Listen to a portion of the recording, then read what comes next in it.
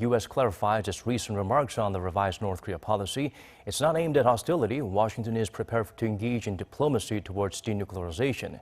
Kim Ji-yeon delves deeper to find out more about the changes and why the regime is hurling words of warning.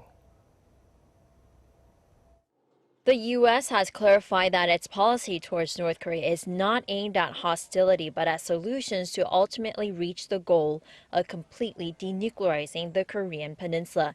National Security Adviser Jake Sullivan, in an interview with ABC News on Sunday, said the U.S. is prepared to engage in diplomacy towards that ultimate objective, but will work on practical measures that can help make progress along the way.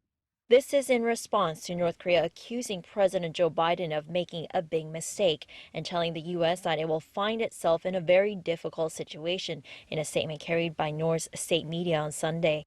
Pyongyang took issue with President Biden's address to Congress last Wednesday, in which he said Washington will work closely with its allies to address the North Korean nuclear issue through diplomacy as well as deterrence, and after the Biden administration said late last month that its comprehensive policy review on North Korea is complete.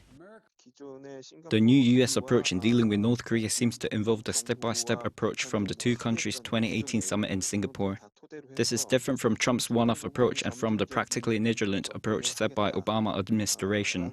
The Biden administration's approach implies that it will try to agree on a feasible level that could be achieved first, to ultimately reach denuclearization and in the process lessen the nuclear and the missile threats posed by North Korea.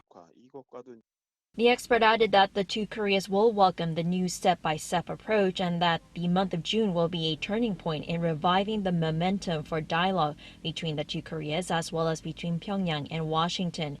He said the recent rebuke by the North is a way of showing dissatisfaction at some of the methods of the U.S. that it sees as hostile. This includes the recent criticisms of North Korea's human rights violations by the State Department, which the North considers as ultimately undermining its supreme leader. Kim Ji-yeon, Arirang News.